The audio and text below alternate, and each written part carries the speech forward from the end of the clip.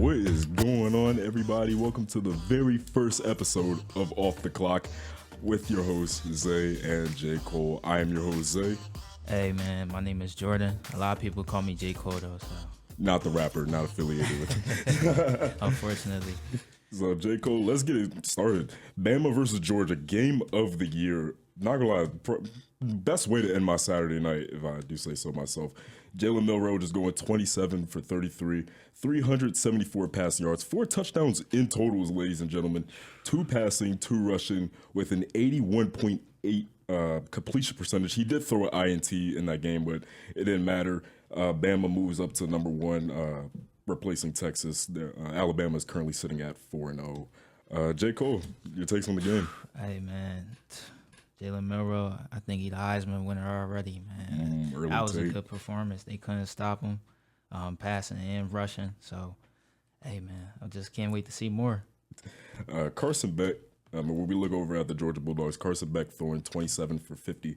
Almost a near comeback, too, ladies and gentlemen. Right. That game, wait, what was the final score? Final score was 41-34. 41-30. Yeah. 34. I thought I had that in the notes. But yeah, Carson Beck, when we look at Carson Beck, 27 for 50, 439 yards. Did actually end up outthrowing Jalen Milroe, but he only had a 54 completion percentage. But those 3 INTs, ouch, that hurt them. And I feel like with Georgia, this is a team that we're not used to seeing. We're not used to seeing Georgia play like this. Normally when they play, I don't know if you saw that graphic on Instagram, but it was like they were like 88 and like 6 against everybody else. But then when it came to Bama, they didn't play so great. Right. So I feel like this is a former national championship team. They have the weapons. They have everybody. They can do it. It's just Kirby Smart has got to play better defense. And then just with Ryan Williams, too, when we go back to Bama. He's only 17 years old. He's only 17, 17 years old. I'm like, what? How is that even possible? And playing better and playing against a bunch of grown men, too, at that. A bunch of 21, 22, and 23-year-olds. So it's just like when you look at him, he's just a freshman. And mind you, this freshman class, I have to say, is probably the best one I've seen so far. You got Jeremiah Smith over at Ohio State, you got Arch Manning over at Texas, and then you got Ryan Williams over at Alabama. And then just having the best game of his career by far this season. I mean, just having 177 yards, 1 touchdown, in that really electrifying moment in the closing seconds of that game. I mean, that really caught me by surprise. I'm very impressed with Alabama and 4-0, and without Nick Saban too. Kellen DeBoer coming over from Washington, just kind of. I know a lot of people thought that he's gonna have a lot of big shoes to fill, which he does. Right. But I feel like he's doing a great job with that, and I feel like he could potentially get Bama to another national championship, and without Saban. So, hey man, I thought, to be honest, I turned this game off once I saw they was getting blown out because they didn't even Georgia didn't even score yet. So I'm like, I ain't just 20. Then I see at the end they came back. I'm like, oh no. Right. And then I think they were up 28-0 in the first half too, and then almost came back and got them. Yeah, that's crazy, man. Yeah, that Carson Beck throwing that game-sealing interception. I mean, Georgia, Bama, definitely could see them in November in the SEC championship. For sure.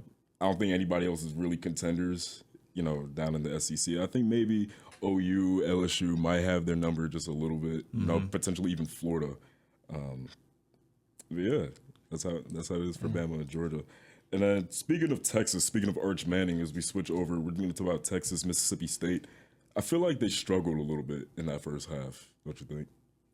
What, Mississippi State or Texas? Yeah, Texas. Texas struggled in the first half. To be honest, bro, I did not watch that game. I'm gonna keep it a bean.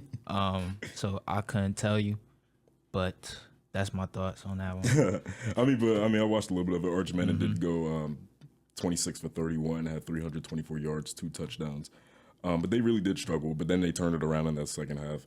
And this was actually Arch Manning's first win in the SEC. He's currently 1-0, 5-0 overall. Right. And they actually play OU, who just came over from the Big 12. So OU, Texas coming over from the Big 12, continuing that Red River Showdown in the SEC next Saturday on ESPN.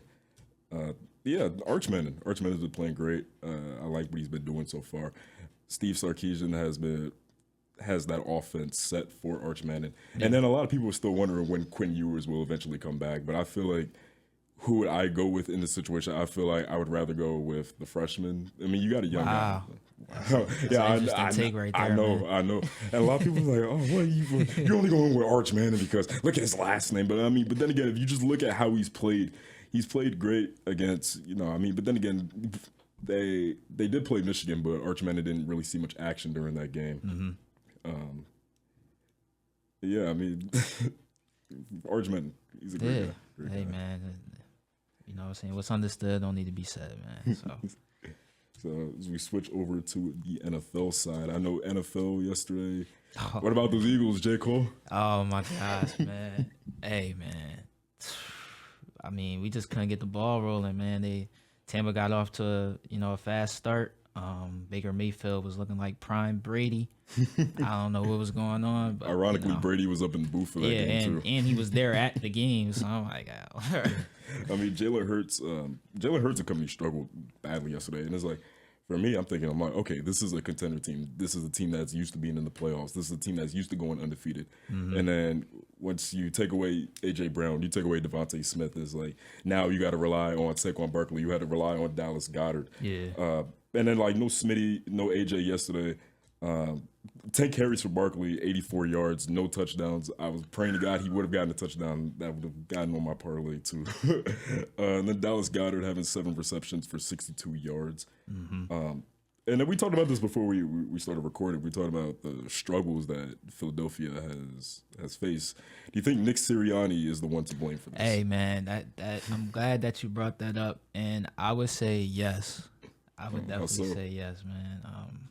Just the play calling this season hasn't been the greatest, especially on, like, I know, like, one game we could have had a field goal. We could have just took a field goal, but like, nah, let's go for it.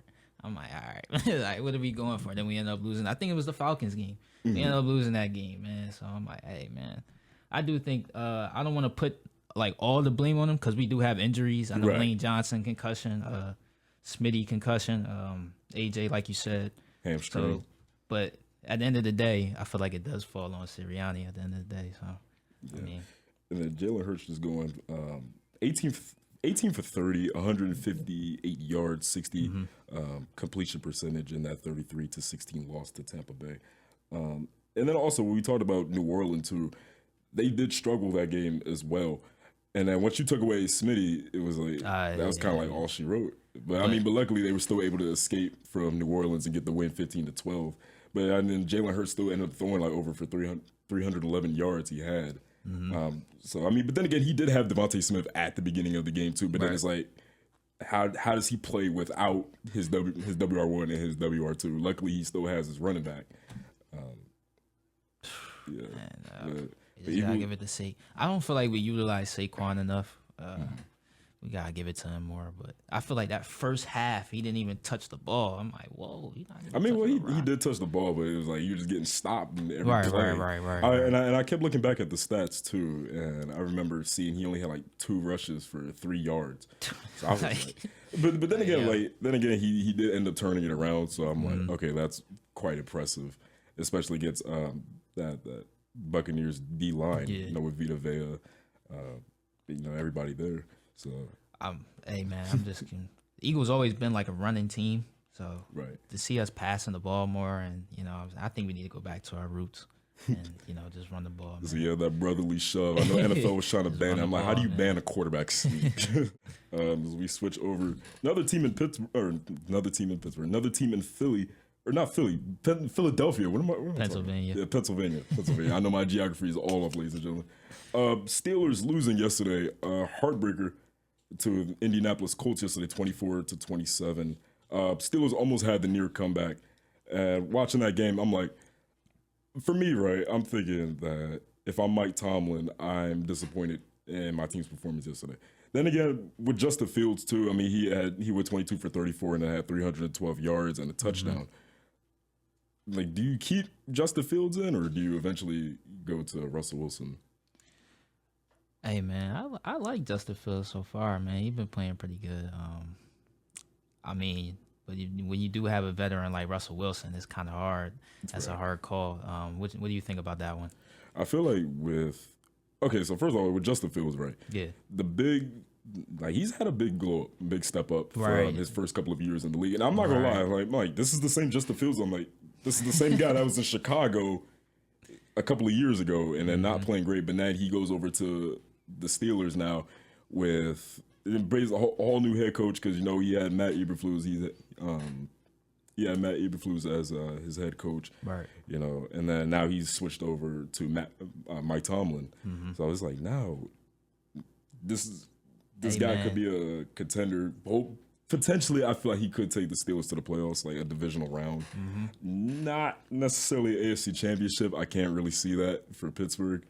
Got you. Hey, question for you though. So, as we speaking on like situations and stuff, another quarterback in this sticky situation right now would be Bryce Young. So, do you feel like if he went to like say like a Miami Dolphins or just a different organization, would you think he would thrive in those? I feel like environments? If you send him to a team that has weapons, I feel like he can prosper. Gotcha. His one problem in Carolina was he didn't have an offensive line. He didn't have any receivers. He didn't have a running back. He just literally had no help out there. I feel like if you had sent him to the Dolphins, he would have had Tyreek. He would have had Jalen Waddle. Eventually, he'll have OBJ. He has Durham Smythe. He has the whole 9 yards. He has HN. If you would have surrounded him with weapons, I feel like he would have prospered. He would have played how we saw him play at Bama when he had weapons. Gotcha. That's my take on Bryce Young. But so it's just the organization. Not I feel like it's just the organization. Okay. But then again, once you look at how the Panthers played yesterday, actually for the first 2 weeks they've had couple games. Yeah, right. They've had Andy Dalton. Andy Dalton did prosper against the Raiders. That was very impressive. But then it's like yesterday, they played the Bengals, they lost, and it's just like you remove Bryce Young out of the situation. Yes, you remove him out of it. You win one game without him, you lose one game without him, and now it's like you go the rest of the season with Andy Dalton. I feel like that's a good decision for Dave Canales with the Carolina Panthers. So you just give Bryce Young some weapons. I feel like he would prosper. Hey man, yeah, I feel you on that one. And then also you got Buffalo Bills. So Bills and Steelers actually lose their undefeated streaks. So also the Bills fall into the Baltimore Ravens last night, 35-10. Not gonna lie, I was a little bit surprised. I was shocked. Josh Allen just going 16 for 29 and having only 180 yards, no touchdown. James Cook didn't score. We didn't see Keon Coleman much. We didn't see that. So I saw a meme this morning. It was like Josh Allen versus a legit team, as in the Ravens versus. Bro, yo, it's funny that you say that, man, because I was telling my friend, he a Buffalo Bills fan. I'm like, yeah, this y'all first comp of the season, so I want to see what y'all do. Right. And then they come out, put up a 10 ball. I mean, if anything, I think the Dolphins, before what happened with Tua, I feel like the Dolphins probably would have been, that was their comp a little bit, but then it's like, as the game started to roll on, it's like, okay, they kind of slipped away from them. It got crazy. And I got Josh Allen on fantasy too. I mean, I'm not gonna lie. I almost had Josh Allen on my parlay last night too. I thought he was gonna at least get over 200 yards because every game this year he's gotten almost over 200, right? Or has gotten to the 200 mark. Yeah. And then just last night only just getting 180, and it's like, what's going on? What happened? I feel like this is a problem we see with the Buffalo Bills. Is like once they play teams like the Bengals, once they get they play comp. Yeah, they play comp. Once they get to the Bengals, they get to the Chiefs, they get to the Ravens. It's like they crumble every time, every time. And it's like, and you can't keep having this, especially once you get into the postseason. You get late season, you get December, January. These moments are crucial. So if the Buffalo Bills can't get it done now, imagine how it's going to be in the playoffs for them eventually once they get to the wild card, the divisional. Buffalo Bills, I think they really need to step it up. Especially, I mean, Josh Allen, he's all right. They're okay. I mean, it's one game. It's one game. You can't let one game, define your season. Right. How do you feel about the Ravens though? Coming off to a slow start. So with the Ravens coming off to a slow start, I was like, I'm kind of surprised because I'm like, that's a team that should at least be 3-1 right now. I'll give it that. Okay, yes. that controversial call with Isaiah Likely at the end of week 1 against the Chiefs. Man, that was tough, man. Yeah. That was tough. And I'm like, just by a toe. By a toe. That kind of reminded me of, I don't know if you saw if you watched the NBA playoffs. KD. Oh, yeah, a couple of years ago. You know what I'm saying? They said that wasn't a 3-pointer. I think it was. But, yeah, the Ravens off to a slow start. That is very surprising because I'm like, they're a team that should at least be 3-1. Okay, the Chiefs, that was their bump. All right. Then next week to the Raiders, I'm like, okay, that's inexcusable. Right. Like, yeah, right. The Raiders is crazy. I'm like, to the Raiders. And then Gardner Minshew had over, I think, 230 yards on the Ravens. So I'm like, okay, you can't have that. But then again, they turned it around against the Cowboys. They turned that around, blew out the Cowboys. And then they get a blowout win against the Bills. So right now, Ravens are sitting at 2-2 and second in the AFC North. Right. Yeah, Ravens, they're good. They're a good team. I feel like Lamar can take them all the way again. And then, but once they get there, they just got to get past Kansas City. I feel like Kansas City has been Burrow's kryptonite, Allen's kryptonite, Jackson's kryptonite. The whole league, man. It's like just those 3 teams, or like those. That's the comp. And when you get to the AFC, and then also you got Pittsburgh in there as well. And I feel like the Chargers could do a little something. The Chargers could make some noise. I feel like. I mean, Justin Herbert. I mean, this is his third, fourth season now in the league, and is like, as a young guy, with this new generation of quarterbacks, they're good. They're good. Yeah. They're good. And then for Justin Herbert, I mean, you took away Keenan Allen from him. I mean, but now he has Quentin Johnston. He has his weapons. And I feel like they could prosper. Quick shout out to DESU Radio for letting us use this wonderful station. If you're new here, hit that subscribe button, hit that like button, share with your friends. Without further ado, let's get back to Off the Clock. So then now we switch over. We got struggles for the New York Jets and the Jacksonville Jaguars. Jaguars falling to 0-4, and the New York Jets falling to 1-3, if I'm correct.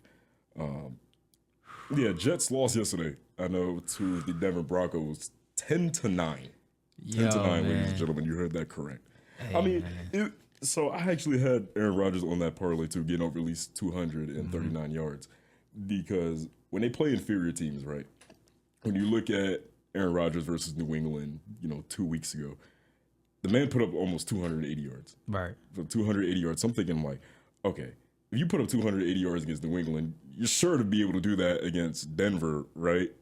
Wrong. I mean, he did put up 200. He put up 200, but I needed him to get 239, and he just got exactly 200.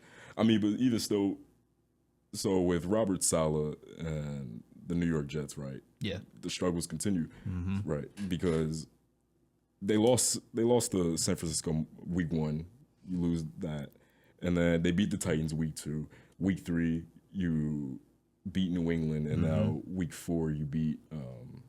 Week 4 you lose. Yeah, week 4 you lose to the Broncos. You lose to the Broncos, and now they're actually 2-2. I don't know where I got 1-3 from. Yeah, but for Aaron Rodgers, it's like this. They can't struggle. They have the team. They have the team. They have the playoff team right there. It's just once you get rid of the struggles, because I'm like, okay, look, I get it was raining yesterday in that game. You tried to run the ball, you couldn't pass as much, but still, I'm like, going into halftime, Bo Nix had -7 passing yards going into halftime, and you still lose to him. You still lose at the end of the day. I'm like, that's unacceptable. I'm like, if you want to get in the playoffs, you can't lose gimmies like that. That was a gimme game yesterday for the Jets. Yeah, especially after the 3-24 blowout against the Patriots. You come out and do this, put up 9. Yeah, you only put up 9, just 3 field goals. So you couldn't put up crazy, man. Couldn't put up a touchdown. You couldn't just put up a touchdown. Hey, man, I'm glad. I would just put this out there. I'm glad I'm not a Jets fan. Y'all go through it every year. I feel bad for y'all. Been going through it since I was a kid. Basically, my whole life, man. Y'all been going through it, man. So. I think last time the Jets made the playoffs was that 2010 run when they had Mark Sanchez, and they actually ended up going into Mark New Sanchez. England. Only time I remember Mark Sanchez is the butt fumble a couple of years ago. Mark Sanchez. How could we forget? The Eagles definitely had him. Yo. So also about teams struggling. Jacksonville Jaguars 0-4. Losing to the Texans yesterday 20-24. CJ Stroud played a great game yesterday. Let me see the box score right here. So CJ Stroud ends up throwing, he went 27 for 40, 345 yards, 2 touchdowns. Trevor Lawrence, on the other hand, 18 completions, 33 attempts, 169 yards, 2 touchdowns. And then he did take a couple sacks too. So Doug Peterson, right? I know, yes, that was your former head coach for the Eagles. You believe he's on the hot seat right now with the Jacksonville Jaguars? For a start, I would agree, man. I would agree. I would definitely agree, man. Yeah, I would just agree with that. And then Trevor Lawrence, right? Is like once he got that big contract extension, is like we're kind of seeing another I feel like I'm seeing another Daniel Jones situation out of Trevor Lawrence, right? Because when you looked at Daniel Jones, right, once you gave him that big contract, that 4-year extension, that money that I truly believe should have went to Saquon Barkley, I will die on that hill. It's like you give, like, yeah, so we're seeing another Daniel Jones situation. So like you give him a big contract extension thinking, yeah, this is your future, right? Mm-hmm. You rename the stadium after him for your home opener. So it's like you rename the stadium after him, all this, and it's just like, and he plays bad against Cleveland. He played bad against the Texans yesterday, and then right now we're here looking at his stats. The Bills last Monday, he didn't really play great. He went 21 for 38, but he did have 178 yards. Mm-hmm. And the same thing with the Dolphins, they lost that one, and so it's just like, what is going on with Trevor Lawrence, right? Because before this contract extension, he was playing lights out, but it's like now his numbers have declined. The only game he's gotten 200 yards was against Cleveland in week 2 in the 18-13 loss. Right. So it's like Trevor Lawrence, he has the weapons too. He has Christian Kirk, he has Zay Jones, he has Travis Etienne. Mm-hmm. So it's like I feel like it's just the defensive side, and again, defense wins championships. You need defense. You can't just rely on your offense all the time. Mm-hmm. And I feel like Trevor Lawrence, he needs to step it up. Like, he really does. I'm like, we giving, like, if I'm the Jaguars organization, I'm like, okay, I've given you all this money. I'm like, all right, I need you to step up. I'm like, they could have made the playoffs last season, but just crumbled towards the end, and they limped to the finish line and didn't even make the playoffs. Right. So it's just Trevor Lawrence and the Jacksonville Jaguars really need to step up their game. Yeah, I've been saying that, man. When I seen the pieces that they acquired, I was like, this might be a team for real. And then season after season, it's like the same result. We got an 0-4. We don't even have a dub yet on our record. I'm like, come on, man. So Trevor Lawrence, man, he is definitely overrated. I will say that. A little controversy, but he's overrated for sure. And isn't he the highest paid right now? I believe for QBs? So. I believe so. Come on, man. Come on, dog. Hey, come on. Oh, no. Actually, no. I take it back. It's Dak. Because remember, Dak signed that big contract extension. He did. Yep. Dak did sign that. And then, Jacksonville, I mean, last place in the AFC South, 0-4. And then Texans are 3-1. CJ Stroud playing a great game yesterday for the Texans. I feel like CJ Stroud, he's that guy. I feel like that's really their future right there. He has the guys. He has the weapons. Nico Collins has been, been on fire. And then literally, I'm thinking, okay, Stephon Diggs is coming over in from Buffalo, and I'm thinking that he'll touch the rock, a little bit more. But it's really been all Nico Collins. It's been Nico. And then Tank Dell has been just silent. I mean, and it's like I'm surprised too. Man. I know, because like last season. I mean, but then again, like I feel like he was him. I would say between him and Nico Collins, who was the WR1, but I feel like last year before the injury with Tank Dell, he was the WR1, and then was Nico Collins. Like Nico Collins pretty much stepped it up, right? And that was all she wrote for them. Yeah, Nico's been balling, man. No, he has. Sure. He has. And then I was very surprised week 2 when they played the Bears. No, what was that? No, that was week Week 1. No, week 2. Week 2. Excuse me. Week 2. No, because week 1 that was Lions and Week 1 was Colts.